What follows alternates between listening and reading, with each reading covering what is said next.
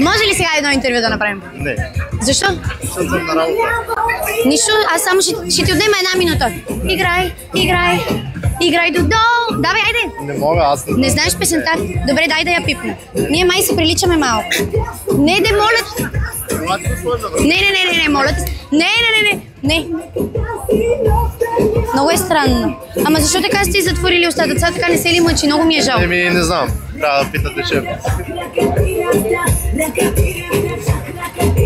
Добре. Змия като мен. Да. Малко си... Казват ли си? Казват си, май. Я да ми кажеш кой е твой вкус на лятото? Кое? Вкуса на лятото какъв е? Не знам, аз нямам вкуса. Ето ти една праскова тогава в такъв случай. Заповядай. Ти си на работа сега, а кога ще си почиваш? И половина затваряме, докато ги преберем, става един и половина, вече в 2 се прибирам. Ясно. Има още чакащи. Да. Добре, казвам чао на моята приятелка.